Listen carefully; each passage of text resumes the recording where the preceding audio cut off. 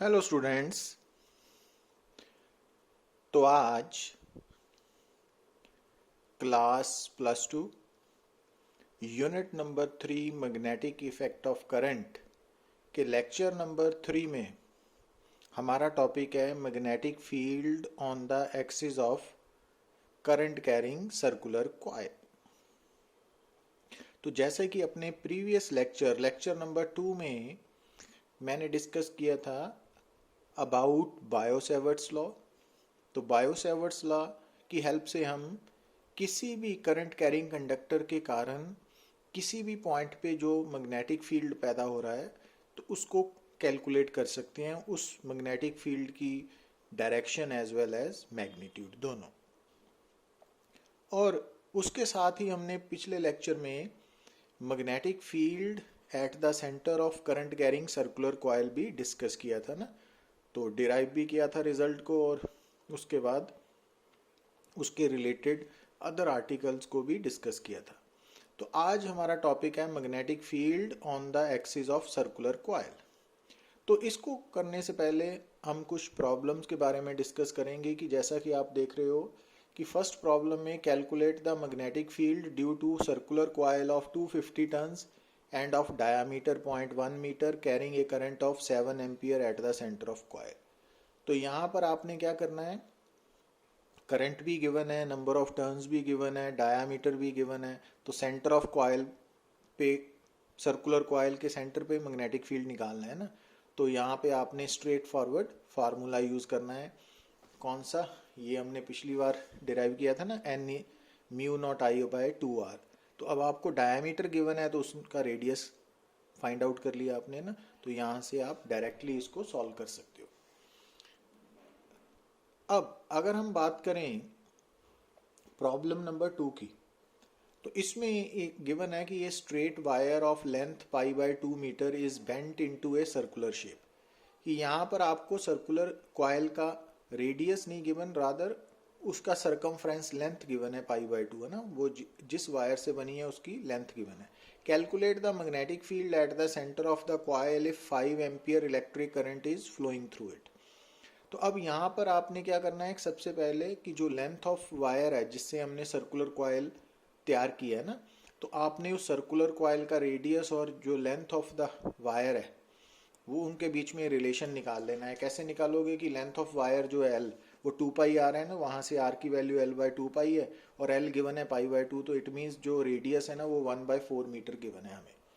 तो यहाँ से आपने जस्ट फार्मूला वही eight the centre of circular coil है तो N mu naught I by 2r apply किया और नंबर ऑफ टर्न्स यहाँ पे नहीं ना गिवन, तो इट मीन्स वो एक ही है, सिंगल 1। तो वैल्यू सब्स्टिट्यूट करके आपने सॉल्व कर लेना है। अब अगर हम बात करें प्रॉब्लम नंबर 3 में, आपको क्या गिवन है, the electron of hydrogen atom moves along a circular path of radius 0.5 into 10⁻⁻10 metre. और पहला केस है with the speed of 4 into 10⁻6 metre per second. Second case है with the frequency of 6.8 into 10⁻15 hertz. Calculate the magnetic field produced at the centre of the circular path. अब यहाँ पर ये आपको clear करना पड़ेगा कि जब कोई भी charge particle circular path follow करेगा ना, तो that is equivalent to current loop. अब उसका करंट कैसे निकालते हैं, इसके लिए हमने यूनिट नंबर 2 में डिस्कस किया था, ठीक है ना, कि जब कोई भी चार्ज पार्टिकल सर्कल में मूव करेगा तो अगर उसकी वेलोसिटी v है, न्यू उसकी फ्रीक्वेंसी है, फ्रीक्वेंसी ऑफ रेवोल्यूशन, ओमेगा उसकी एंगुलर फ्रीक्वेंसी है, कैपिटल टी उसका टाइम पीरियड है, तो करंट किसके बराबर होगा, चार्ज ओवर टाइम पीरियड या चार्ज इनटू फ्रीक्वेंसी, या है ना e charge into omega by 2 pi. अब क्योंकि omega is equal to 2 pi nu होता है ना, तो ये रिजल्ट्स आपको याद रखने पड़ेंगे, और या फिर e v by 2 pi r. अब यहाँ पर फर्स्ट पार्ट में आप अगर देखिए तो जो करंट है ना, क्योंकि फर्स्ट पार्ट में हमें वेलोसिटी गिवन है ना, स्पीड गिवन है, v गिवन है, तो यहाँ पर करंट निकालने के लिए हमें कौन सा फार्मूला सूट करेगा, e v by 2 pi r. अब रेडियस गिवन है यहाँ पे, तो जो कैपिटल आर है ना वो रेडियस है, यहाँ पे आर भी रेडियस ही है ना, तो रेडियस गिवन है, तो ये करेक्ट कर लेना आप है ना, यहाँ पे कैपिटल आर ले लेना आप। यहाँ पर भी कैपिटल आर, क्योंकि यहाँ कैपिटल आर है ना, तो ये करेक्ट कर लेना, जो मिस्टेक हुई है ना, गलती हुई है तो करेक्ट कर लेना आप। तो अब यहाँ पे करंट की वैल्यू निकाल लीजिए, उसको आपने यहाँ पे B is equal to mu naught I by 2R में सब्स्टिट्यूट कर देना है, current at the centre of circular coil. तो ये इंपॉर्टेंट न्यूमेरिकल है। अब इसी तरह से जो सेकंड पार्ट है, क्योंकि उसमें आपको फ्रीक्वेंसी ऑफ रेवोल्यूशन गिवन है, तो आपने करंट कैसे निकाल लेना है, चार्ज इनटू फ्रीक्वेंसी, और उसको B is equal to mu naught I by 2R में सब्स्टिट्यूट करके सॉल्व कर लेना है ना। Got it. अब अगली बात जो आपको ध्यान में रहनी चाहिए वो ये कि अगर आपके पास एक स्ट्रेट करंट कैरिंग कंडक्टर है, जैसा कि आप सामने स्क्रीन पे देख रहे हो, ठीक है, तो एक्चुअली कोई भी करंट कैरिंग कंडक्टर हो, किसी भी शेप का हो, तो उसके करंट के कारण उसके अराउंड मैग्नेटिक फील्ड पैदा होता है। तो it means straight current carrying conductor के कारण भी मैग्नेटिक फील्ड पैदा होगा ना। पर अब जो बात हम करने जा रहे हैं कि ये जो स्ट्रेट कंडक्टर है ना, तो आप इसको जब एक्सटेंड करते हो इसकी लाइन को, तो ये वाली जो लाइन है ये इसकी एक्सिस है, तो स्ट्रेट कंडक्टर की एक्सिस है। और P1 P2 ये दो पॉइंट्स हैं, पॉइंट्स ऑफ ऑब्जर्वेशन, ये कहाँ पे लाई कर रहे हैं, स्ट्रेट कंडक्टर की एक्सिस के ऊपर।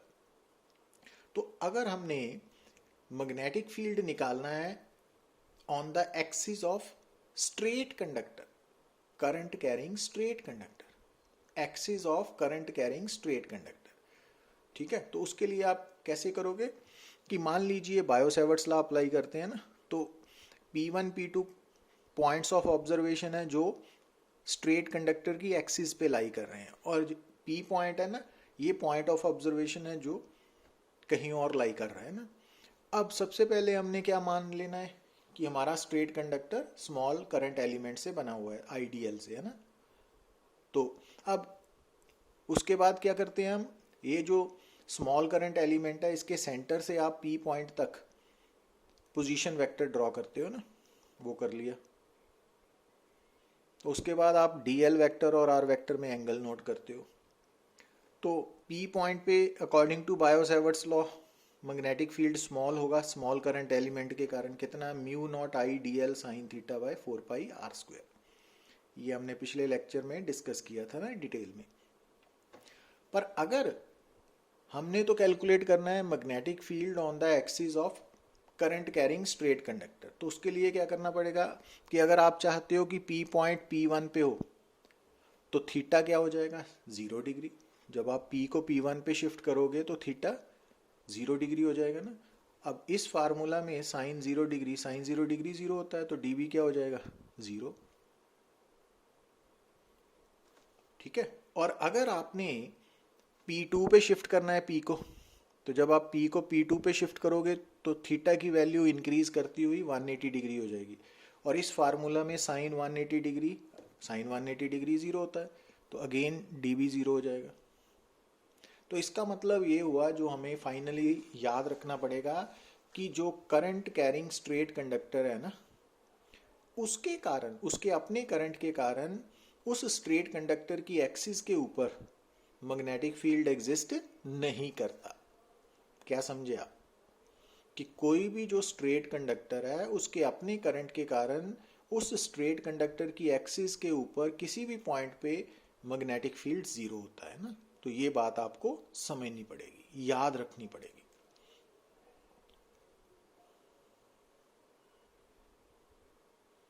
अब नेक्स्ट प्रॉब्लम है, two identical coils each of radius 10 centimeter and having number of turns 100 are lying in perpendicular planes। तो यहाँ पर ना दो सर्कुलर कॉइल्स हैं, दोनों के प्लेन्स एक दूसरे के परपेंडिकुलर हैं, बट सेंटर्स कॉमन है। तो आपको सबसे पहले एक कॉइल नज़र आ रही है ना, तो ये कॉइल जो है वो in the plane of paper में लाई कर रहा है ना। तो इसके कारण मैग्नेटिक फील्ड की डायरेक्शन कैसे होगी,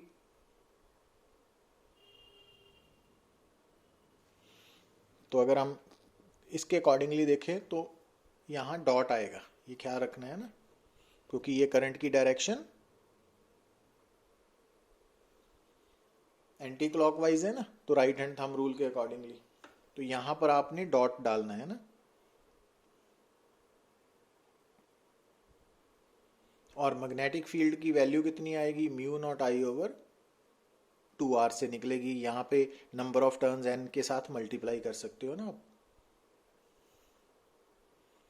तो ये पहली कॉइल होगी ना। अब दूसरी कॉइल का जो प्लेन है ना वो इसके प्लेन से परपेंडिकुलर है ना, वो रेड कलर की है, तो उसका मैग्नेटिक फील्ड भी आप n mu naught I dash, क्योंकि दोनों कॉइल्स में करंट की वैल्यू डिफरेंट है ना, तो हमने ग्रीन वाली कॉइल में करंट की वैल्यू 3 एम्पियर मान ली और दूसरी में आई डैश की वैल्यू 3√3 एम्पियर है ना, वो गिवन है हमें।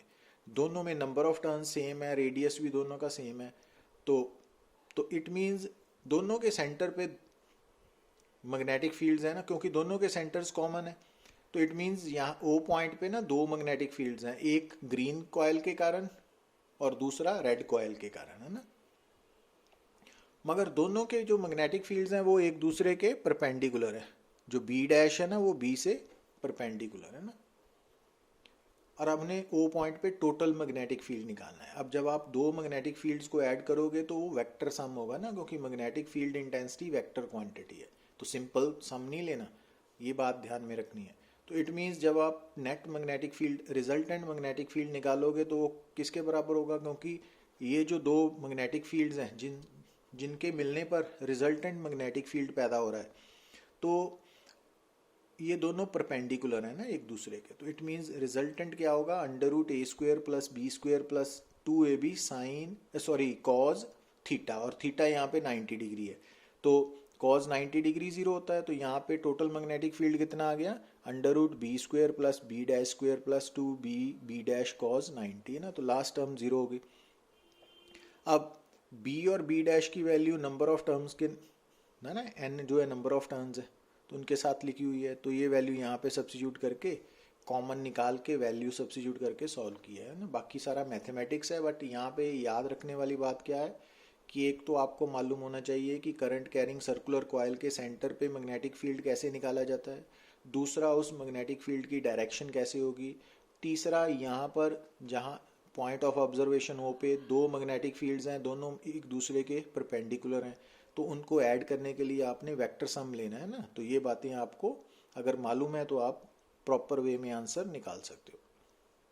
अब यहाँ देखिए आप प्रॉब्लम 4 में हमें ये आर्क गिवन है, सर्कुलर आर्क, और इस आर्क के साथ साथ ये दो स्ट्रेट कंडक्टर्स भी दिए हुए हैं, और इस सर्कुलर आर्क और स्ट्रेट कंडक्टर्स में जो करंट फ्लो कर रहा है वो आई है, उसकी वैल्यू 60 एम्पियर है, रेडियस 0.02 मीटर है, और ये जो सर्कुलर आर्क है तो ये सेंटर पे कितना एंगल सबटेंड कर रही है, 270 डिग्री का है ना। जो आर्क है वो ये वाला एंगल सबटेंड करेगी ना, और हमने ओ पॉइंट पे सेंटर ऑफ सर्कुलर आर्क के सेंटर पे हमने मैग्नेटिक फील्ड निकालना है। तो सबसे पहले यहाँ पे देखिए कि यहाँ पर तीन कंडक्टर्स हैं, current carrying conductors. Number 1 straight conductor है, नंबर 2 सर्कुलर आर्क है, नंबर 3 अगेन स्ट्रेट कंडक्टर है, और पॉइंट ऑफ ऑब्जर्वेशन O है। अब यहाँ पे समझने वाली बात क्या है कि जो O है ना पॉइंट, वो स्ट्रेट कंडक्टर 1 की एक्सिस पे है, 3 की भी एक्सिस पे ही है स्ट्रेट कंडक्टर की, और 2 के सेंटर पे है।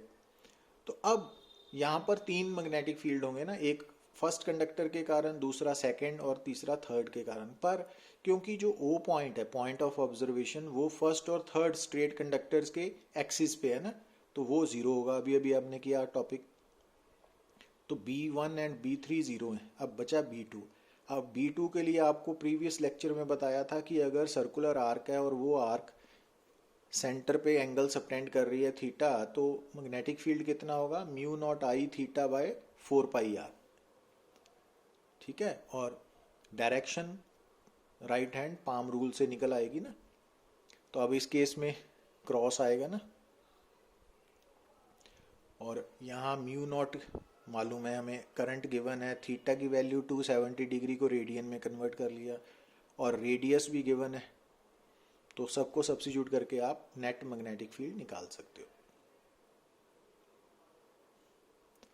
अब यहाँ देखिए आप, नेक्स्ट प्रॉब्लम में हमें क्या गिवन है कि एक कंडक्टर है, उसकी शेप दी हुई है हमें, उसमें करंट आई फ्लो कर रहा है, तो हमने सेंटर, कॉमन सेंटर पे ओ पे मैग्नेटिक फील्ड निकालना है। तो अगेन यहाँ पे आपको क्या करना पड़ेगा कि यहाँ पे कुल 1 2 3 4 5 6 7 there are 7 current carrying conductors. उनमें से जो फर्स्ट है, थर्ड है, फिफ्थ है एंड सेवंथ है, ये स्ट्रेट कंडक्टर्स हैं।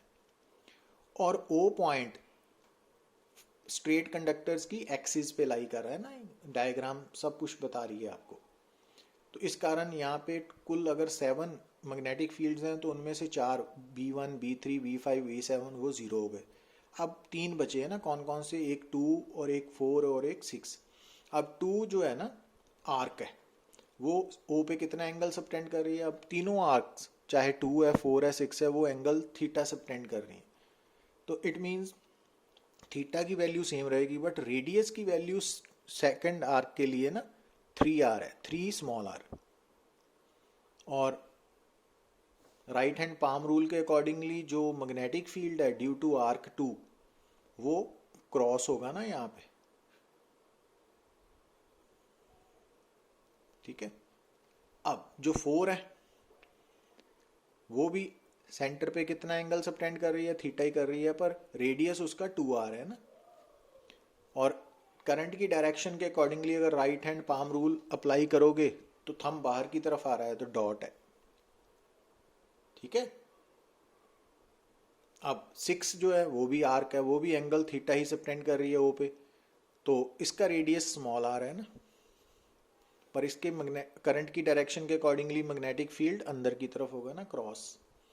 तो यहाँ पर टोटल 7 मैग्नेटिक फील्ड्स हैं, उनमें से 4 तो 0 हो गए ना स्ट्रेट कंडक्टर्स के कारण। अब बाकी 3 जो है उनका हमने मैग्नीट्यूड भी निकाल लिया, डायरेक्शंस भी निकाल ली। तो अब यहाँ पे क्या करेंगे, क्योंकि जो B4 है वो डॉट है ना, तो डॉट को आप माइनस क्रॉस लिख सकते हो ना। माइनस क्रॉस का मतलब डॉट, क्योंकि डॉट और क्रॉस एक दूसरे के ऑपोजिट होते हैं ना। तो हमने सब 2 3 और 4 इनको क्रॉस में कन्वर्ट कर लिया ना। तो अब जब आप इनको सब्स्टिट्यूट करोगे तो क्रॉस कॉमन आ गया और प्लस माइनस के अकॉर्डिंगली सारा आंसर आ जाएगा ना आपका। तो वेक्टर सम है ना बेसिकली, तो आपको वेक्टर एडिशन के बारे में समझना पड़ेगा ना। तो अगर आपको वेक्टर एडिशन, वेक्टर सब्ट्रैक्शन के बारे में प्रॉब्लम है तो आप यूट्यूब पे मेरा जो लेक्चर्स है ना +1 के वेक्टर एडिशन, वेक्टर सब्ट्रैक्शन, वो देख सकते हो ना। अब यहाँ देखिए आप, अब ये जो सर्कुलर शेप है ना, तो ये फ्रंट व्यू है, सामने से है ना, तो सामने से ये पूरा सर्कल नजर आ रहा है। पर अगर आप इसी को साइड व्यू से देखते हो तो ये जो सर्कल है वो शेप, सर्कुलर शेप नहीं नजर आएगी ना हमें। Got it. तो ये पिक्चर्स इसी कारण पर्पस के लिए हैं कि ये हमारा अगला आर्टिकल सर्कुलर कॉइल के बारे में ही है। तो अब ये जो सर्कुलर कॉइल है उसमें जो पेन आप देख रहे हो, ये पेन इस सर्कुलर कॉइल के प्लेन के परपेंडिकुलर है और सेंटर से पास कर रहे हैं ना। तो ये इस सर्कुलर कॉइल की एक्सिस है। और ये जो ब्लैक और ग्रीन पेन है ये in the plane of circular coil lie कर रहे हैं ना। तो ये डायग्राम एक्चुअली समझने के लिए, तो ये जो हमारी सर्कुलर कॉइल है तो इसको हमने पूरा सर्कुलर शेप क्यों नहीं दी, क्योंकि इसका साइड व्यू लिख रहे हैं ना। तो ये जो इसकी एक्सिस है वो एक्स एक्सिस है और वाई और जेड इसकी एक्सिस हैं जो इसके प्लेन में लाई कर रही हैं। और इस करंट कैरिंग सर्कुलर कॉइल का रेडियस कैपिटल आर है और आई करंट है। और यहाँ पे हमने क्या किया कि पी पॉइंट पे मैग्नेटिक फील्ड निकालना है। और पी पॉइंट कहाँ पे लाई कर रहा है, according to the given statement on the axis of circular coil. अब कंफ्यूज नहीं होना, जो हमने पिछला आर्टिकल किया था ना उसमें था magnetic field at any point on the axis of current carrying straight conductor, जो 0 आया था ना। अब ये सर्कुलर कॉइल की एक्सिस पे है ना, तो इसको देखते हैं कैसे कितना आंसर आता है। तो अब जो पी पॉइंट है वो एक्सिस पे लाई कर रहा है। अब ओ और पी के बीच में हमने डिस्टेंस ड्रॉ कर लिया एक्स। और बायो-सैवर्ट्स लॉ के अकॉर्डिंगली सबसे पहले हमने क्या मान लिया कि हमारी ये सर्कुलर कॉइल है ना स्मॉल करंट एलिमेंट से बनी हुई है, तो हमने A B current element draw कर लिया और सी इसका स्मॉल करंट एलिमेंट का सेंटर है, मिड पॉइंट है। और इस स्मॉल करंट एलिमेंट को हमने आई डी एल वैक्टर लिख लिया ना। अब जो डी एल वैक्टर है ना वो अलोंग द टेंजेंट होगा ना, तो उसको हमने शो किया हुआ है। तो पी पॉइंट की सेंटर से दूरी x है और ये जो स्मॉल करंट एलिमेंट है इसके सेंटर से पॉइंट ऑफ ऑब्जर्वेशन तक हम कौन सा वेक्टर ड्रॉ करते हो, आर वेक्टर, याद है ना आपको। तो ये आर वेक्टर और डीएल वेक्टर के बीच में यहाँ पर एंगल बन रहा है 90 डिग्री बनेगा, ये याद रखना ना आपने। तो अकॉर्डिंग टू बायो-सैवर्ट्स लॉ, अब पी पॉइंट पे इस स्मॉल एलिमेंट के कारण मैग्नेटिक फील्ड होगा mu naught I D L sine theta over 4 pi r square. अब थीटा यहाँ पे क्या है, 90 डिग्री, ठीक है ना। तो ये बन गया ना इक्वेशन। तो ये मैग्नेटिक फील्ड पी पॉइंट पे पैदा हो रहा है सिर्फ इस स्मॉल एलिमेंट के कारण। अब इस मैग्नेटिक फील्ड की डायरेक्शन आप कैसे बताओगे, जैसा हमने कल बताया according to right hand thumb rule. तो थंब रूल के अकॉर्डिंगली, क्योंकि जो डीबी वेक्टर होता है vector form of Biot Savart's law, तो उसमें डीबी वेक्टर की डायरेक्शन वही होती है जो आईडीएल क्रॉस आर वेक्टर की होती है ना। तो उसका मतलब भी जो डीबी वेक्टर की डायरेक्शन है वो उस प्लेन के परपेंडिकुलर होगी जिस प्लेन में DL vector and R vector lie करेंगे, ठीक है। तो जब हम यहाँ पे right hand thumb rule apply करते हैं तो डीबी वेक्टर की डायरेक्शन ये आ गई ना। अब ये एक्सिस है और ये वाई एक्सिस है ना। अब हमने क्या किया कि ये मान लिया कि ये वाला एंगल फाई है ना, ये एंगल फाई अपने आप मान। अगर ये एंगल फाई है तो ये डीबी वेक्टर और वाई एक्सिस के बीच में भी एंगल फाई ही होगा, क्योंकि आपको याद है ना कि ये दो लाइंस के बीच में एंगल अगर फाई है तो ये दोनों लाइंस इन दोनों लाइंस के परपेंडिकुलर है ना। जो डीवी लाइन है वो आर वेक्टर के परपेंडिकुलर है और जो वाई एक्सिस है वो एक्स एक्सिस के परपेंडिकुलर, तो ये एंगल सेम होंगे। तो इस कारण जब हम इनका कंपोनेंट लेंगे तो ये डीबी कॉस फाई हो गया, ये डीबी साइन फाई हो गया ना। तो एक्चुअली डीबी साइन फाई क्या है, component of magnetic field along the axis, और dB cos phi perpendicular to the axis, ठीक। अब ये डीबी सिर्फ इस स्मॉल एलिमेंट के कारण यहाँ पे मैग्नेटिक फील्ड है, पर ये कॉइल तो बहुत सारे स्मॉल एलिमेंट से मिलके बनी है, तो उनमें से एक एलिमेंट यहाँ पर भी तो होगा ना यहाँ पे, और ये पॉइंट इस पॉइंट के डायमीट्रिकली ऑपोजिट है। तो जो डायमीट्रिकली ऑपोजिट पॉइंट आएगा तो ये वाला जो पॉइंट है इसके कारण भी यहाँ पे मैग्नेटिक फील्ड होगा ना।